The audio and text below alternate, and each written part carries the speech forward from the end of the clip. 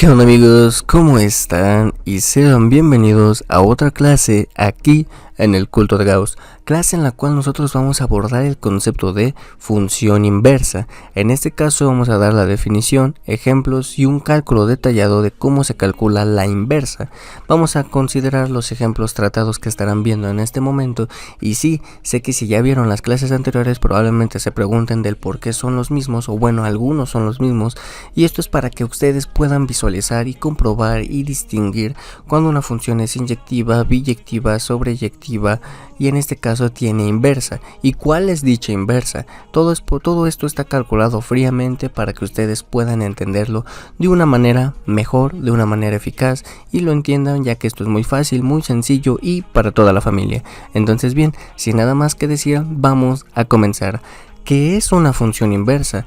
Entonces bien, dada una función f que va de un conjunto o un dominio A un codominio B, esto de que deshace a f nosotros lo podemos ver mediante un diagramita. Supongamos que aquí tenemos nuestro dominio de la función f, nuestra función f que va a parar a un codominio, llamémoslo en este caso B.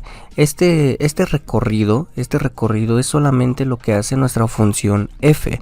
Sí, este es nuestro mapeo de la función f, pero como dijimos que tiene una inversa, esta inversa va del conjunto B al conjunto A, porque así es tal y como está definida nuestra función inversa, que va de B a A, y esta es nuestra función inversa, llamémosla f de menos 1. Entonces bien, ya sabemos que esta función es lo que va a hacer, va a deshacer, de tal manera que ¿qué va a pasar? Ya que esta función es biyectiva y por ende es inyectiva y sobreyectiva, gracias a las definiciones de dichas funciones de inyectividad y de sobreyectividad, si nosotros damos un punto en el dominio A, lo mapeamos, nos los lleva al codominio B, y de aquí le aplicamos otra vez, pero ahora la función inversa, el cual nos los va a regresar a nuestro dominio inicial o a nuestro conjunto inicial, que en este caso es el A, pero gracias, como les menciono, a la definición de sobreyectividad, ese punto va a ser exactamente el mismo. Es como si fuéramos de un lado a otro y regresáramos, y solamente va a ser el mismo punto. Todo este pequeño gráfico lo hice para que puedan entenderlo y visualizarlo de una mejor manera, y va a satisfacer dos propiedades importantísimas, tal que la inversa de la función evaluada en un punto x va a ser nada más y nada menos que x, pero esto va a estar definido para todo x en el dominio, y su recíproco, es decir, la función f evaluado en la inversa de un punto y va a ser igual a y para todo y en el codominio, o en este caso en el conjunto B. Eso hay que tenerlo muy en cuenta, y obviamente hay que imaginárselo, porque si las personas no nos imagináramos las matemáticas, no tendrían sentido.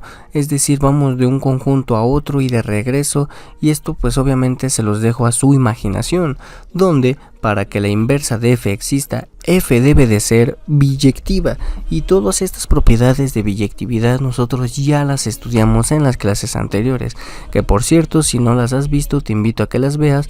Abajo en la descripción te dejo la lista completa del curso de cálculo diferencial. Entonces bien, el criterio de existencia: una función f que va del dominio a un codominio B tiene inversa si solo si es inyectiva, es decir, no identifica dos elementos distintos, sobreyectiva, cubre todo el codominio, y si ambas se cumplen, entonces f es biyectiva y tiene una inversa, la cual va a estar definida de la siguiente manera, como f a la menos 1 que va del B al conjunto A. Como nota, la existencia de la inversa depende de cómo se defina el dominio y codominio, que fue exactamente lo que hicimos en las clases anteriores con la definición de biyectividad.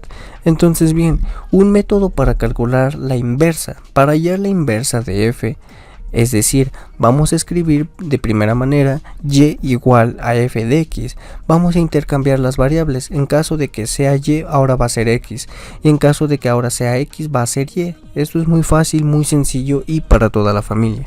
Obviamente hay funciones que son más difíciles de hallar su inversa, pero claro, no es nada imposible.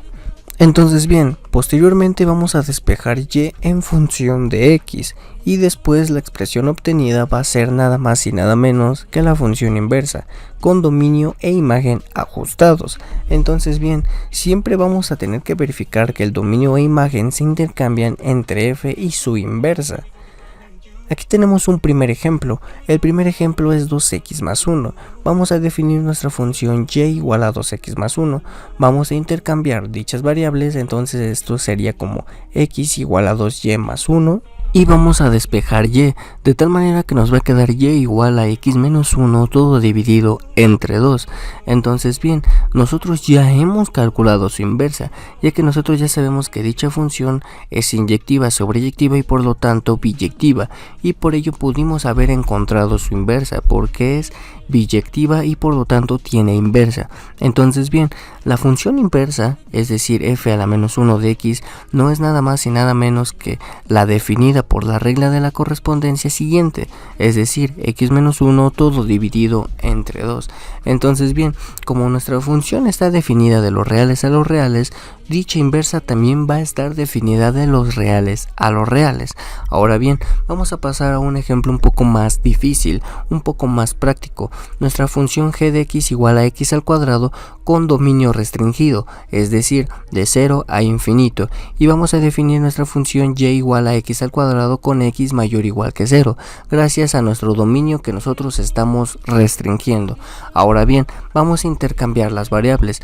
Cuando sea y vamos a poner x y cuando sea x vamos a poner y, de tal manera que nos va a quedar como x igual a y al cuadrado.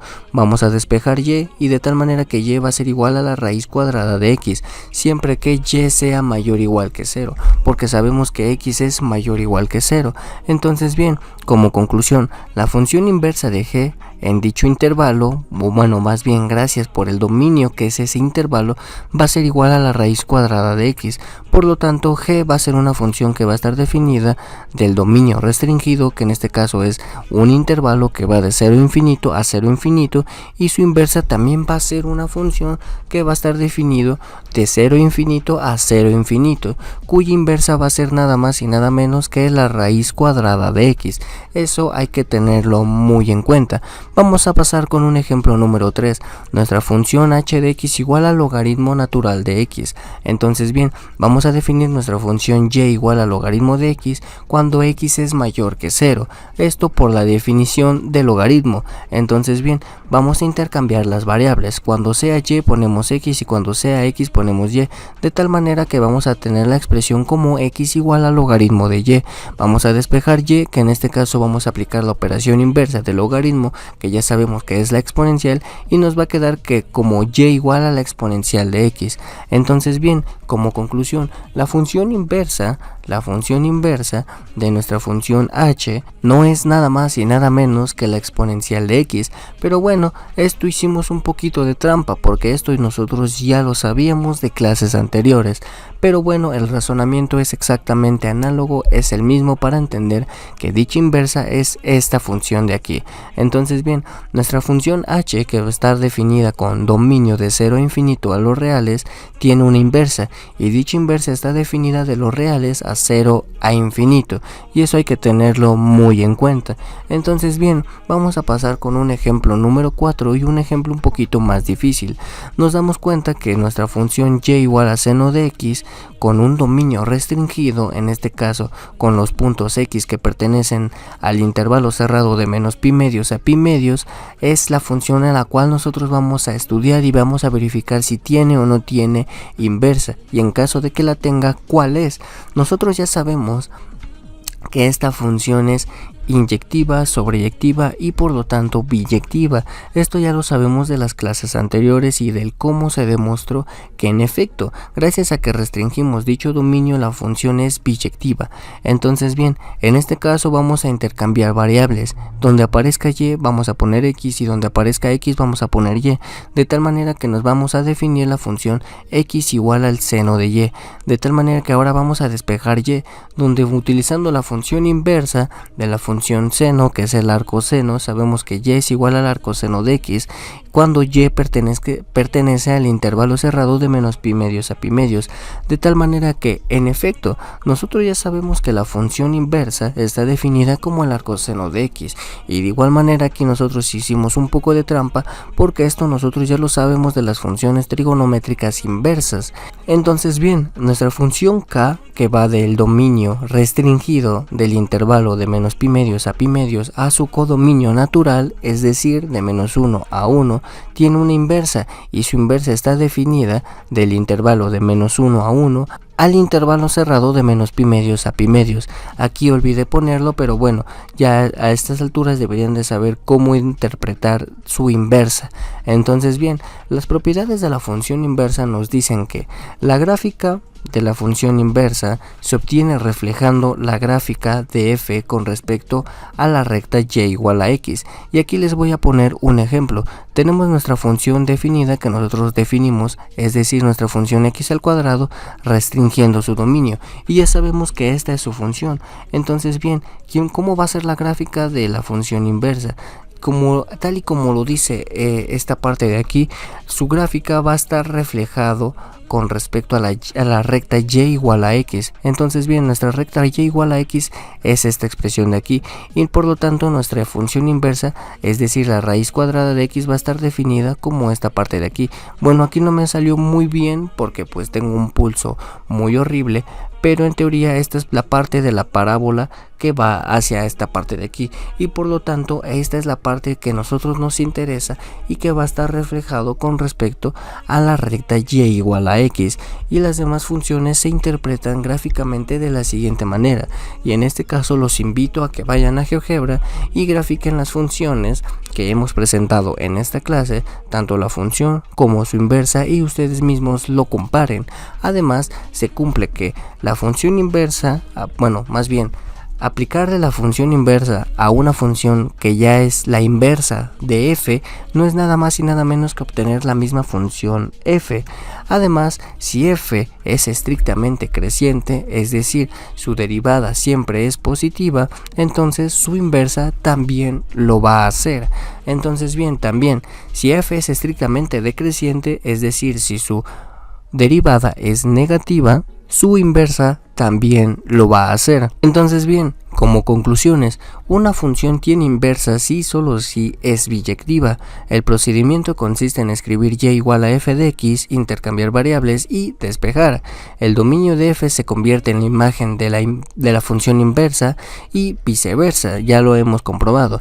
Y aquí vimos algunos ejemplos clásicos donde la función, ya hemos demostrado que dicha función es inyectiva, sobreyectiva y por lo tanto biyectiva, y por lo tanto tiene inversa, y dichas inversas ya la hemos calculado y están definidas de las siguientes maneras. Esto fue gracias a que pudimos darnos cuenta que dichas funciones probablemente no sean sobreyectivas o biyectivas en un dominio natural, en su dominio natural, sino que tuvimos que restringir dicho dominio o dicho codominio para que la función pueda ser biyectiva y por lo tanto que tenga inversa y por lo tanto poder calcularla.